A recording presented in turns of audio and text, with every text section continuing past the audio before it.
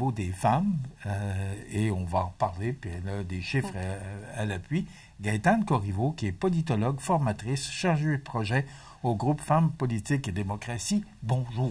Bonjour Michel, merci beaucoup de me recevoir. Ben, c'est toujours un plaisir, mais là c'est encore un plus grand plaisir parce que je pense que vous avez été récompensé, peut-être pas le bon mot, mais quand même, de voir que ça augmente tout le temps. Il y a de plus en plus de femmes et à Montmagny, on a une femme qui est mairesse maintenant de Montmagny. Je veux vous entendre là-dessus. Écoute, je suis encore sur un petit nuage pour Montmagny. Parce que Mme Brisebois, Mme Gabrielle Brisebois, qui est la première femme à être élue mairesse dans notre ville, donc à Montmagny, elle marque l'histoire. Et pour les femmes, marquer l'histoire, c'est presque un exploit. Parce qu'elles étaient absentes finalement de la sphère publique. Donc, on sait qu'en 1940, les femmes ont obtenu le droit de vote et d'éligibilité, donc de se présenter aux élections municipales. Et ça fait 85 ans. En 85 ans, là, au niveau des mairesses au Québec, les chiffres du 2 novembre, on est rendu à combien en 85 ans? 26 %. Donc, c'est très, très peu par rapport à la parité qu'on souhaite. Beaucoup de travail à faire encore. On va pouvoir discuter des obstacles. Mais je reviens à Mme Brisebois, qui marque l'histoire. Donc, c'est une pionnière. Moi, je la félicite. Je suis très fière d'elle. C'est une jeune femme, mère de 3 enfants, qui arrive à concilier justement sa vie familiale, ses responsabilités familiales avec son rôle de conseillère municipale avant, dans 2 mandats. Un premier mandat, je crois, c'est à Mont-Laurier. Et un deuxième mandat, elle était élue ici pour un premier mandat à Montmagny, mais quand même, donc elle avait déjà cette expérience-là. Et maintenant, comme mairesse, bien, elle arrive avec des dossiers maîtrisés, puis une ferme volonté de développer Montmagny dans le meilleur sens du terme. Donc, oui, je me réjouis. Puis, elle marche dans les pas de la première mairesse au Québec, Madame Elsie May Gibbons, en 1953, donc 13 ans après le droit de vote et d'éligibilité des femmes. Elle a été élue en Outaouais. Alors, très peu de femmes encore aujourd'hui, à 26 % qui sont mairesses, mais on continue d'y travailler, puis on verra dans 4 ans si on arrive à augmenter ce pourcentage-là. Parce que il y a une petite augmentation de 2,% et quelques là, entre 2021 et 2026.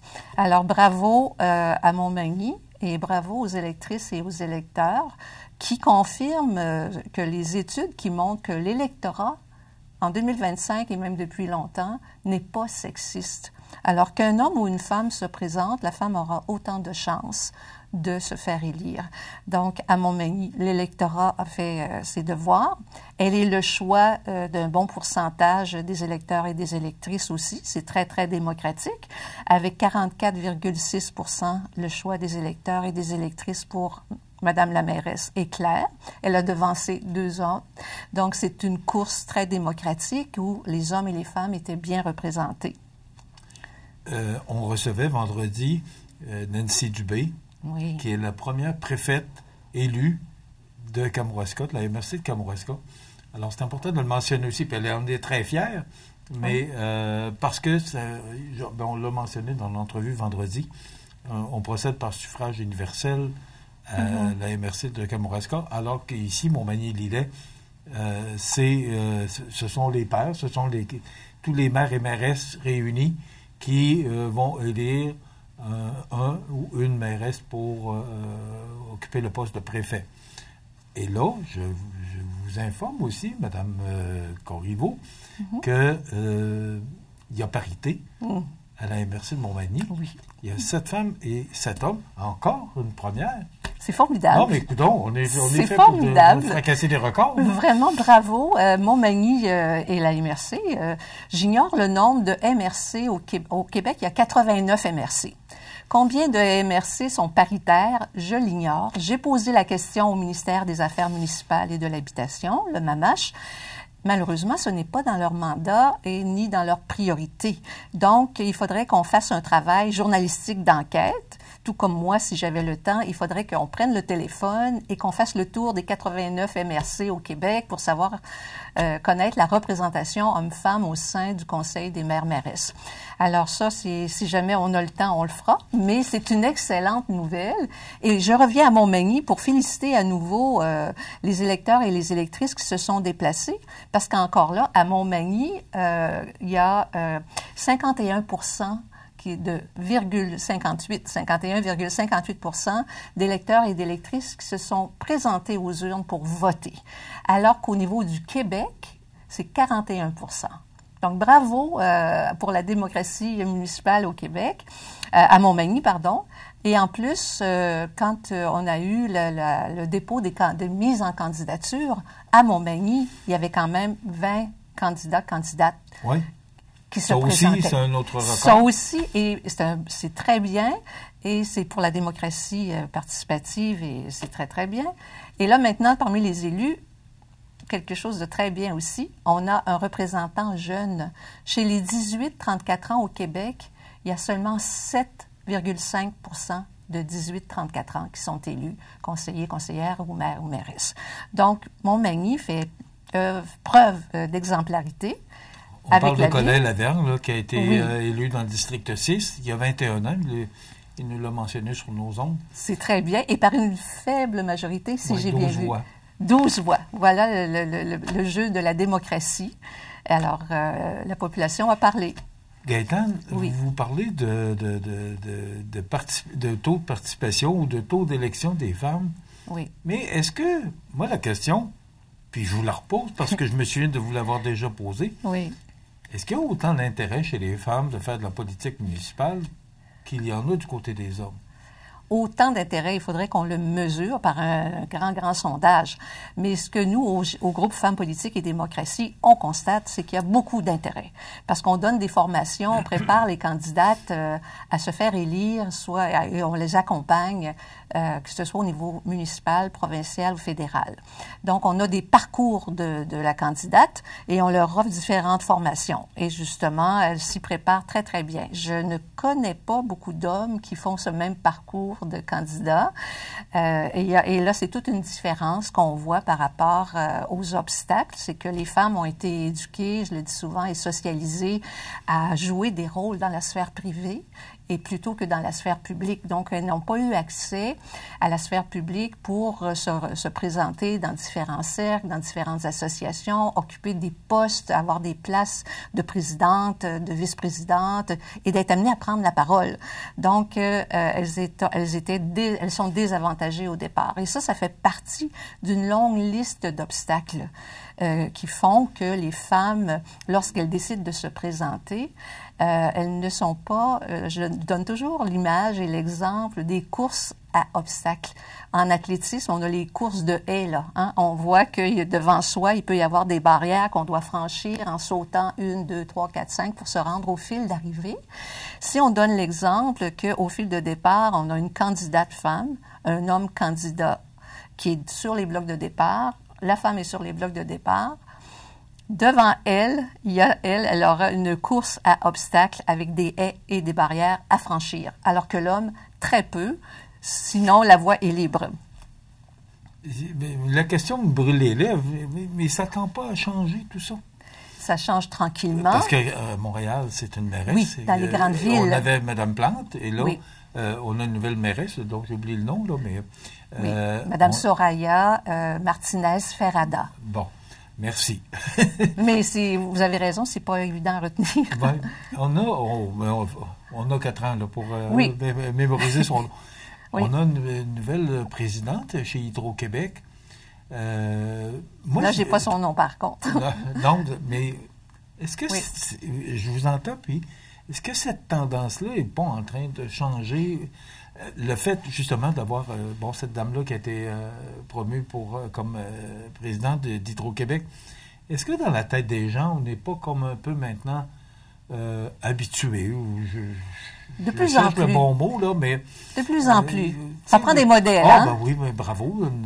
Une madame qui a succédé à M.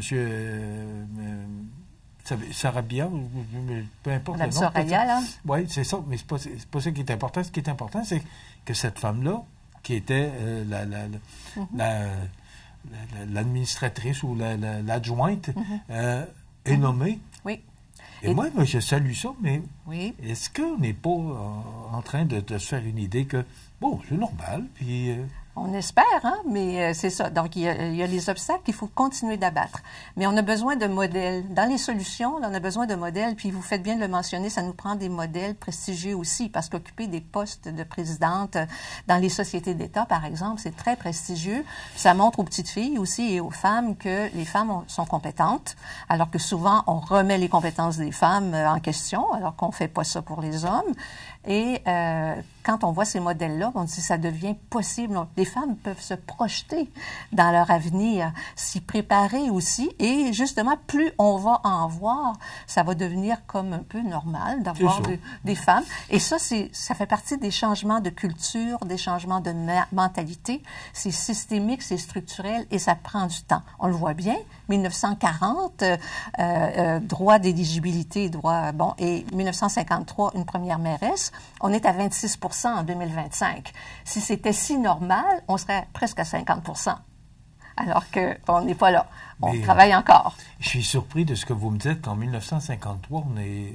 Première mairesse. La première mairesse en 1953, mais quel tour de force pour cette personne? Elle a été élue pour la première fois par acclamation, oui. Puis elle a siégé quand même ensuite 2 ou 3 mandats par la suite. Donc elle a été élue par la suite. Gaétane, le temps passe vite, il nous reste environ 3 minutes. Comment vous voyez l'avenir? Avec espoir. Moi, j'aurais pensé avec optimisme. Oui, bien, optimisme aussi, mais je dis espoir en raison des nombreux obstacles qui restent à abattre. On a du travail à faire. Alors, les systèmes pareils pour les hommes, boys club, climat toxique, charge mentale pour les femmes qui sont élues, etc. Donc, beaucoup de préjugés encore à abattre. Encore aujourd'hui? Oui. Mais on voit quand même que avec la montée, je dis ça parce qu'il y a la montée des alphas, des mâles alphas, des masculinistes sont très forts chez les jeunes. Donc, il faut contrer ça aussi. Et puis, apprendre aux femmes, aux jeunes femmes aussi, au secondaire, au cégep, université, comment contrer ce phénomène-là. Donc, on va avoir du travail à faire de ce côté-là aussi. On a des beaux modèles d'hommes, de masculinité qui sont positives. On en a beaucoup, des jeunes, des moins jeunes.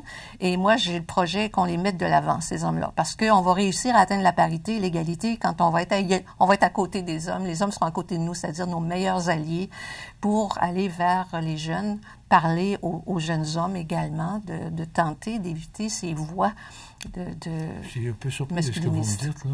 Vous dites qu'il y a du masculinisme qui augmente chez les jeunes. Oui. Oui, il y a même au Québec des jeunes Québécois, des jeunes au secondaire qui sont très intés et qui suivent les publications sur les réseaux sociaux de Andrew Tate. Andrew Tate, qui est quand même quelqu'un qui est emprisonné, fait partie des mâles alpha qu'on a vu, à Tout le monde en parle, par exemple. Alors, c'est un retour au rôle traditionnel. Ces jeunes-là souhaitent être en couple et avec une épouse ou une conjointe qui reste à la maison, qui les accompagne à l'église, qui lise la Bible, revenir au rôle traditionnel. Donc, il faut surveiller beaucoup la montée de ces jeunes masculinistes qui sont influencés par, justement, des mâles alpha que l'on dit et qu'on dénonce. Là, c'est une masculinité qui est toxique et c'est pas un modèle que les jeunes hommes devraient approuver ou s'enligner sur cette voie-là. Alors, on garde quand même espoir. Et puis, moi, ce soir, j'ai rendez-vous avec ma première mairesse et son conseil municipal. C'est à 7h30, si je ne m'abuse.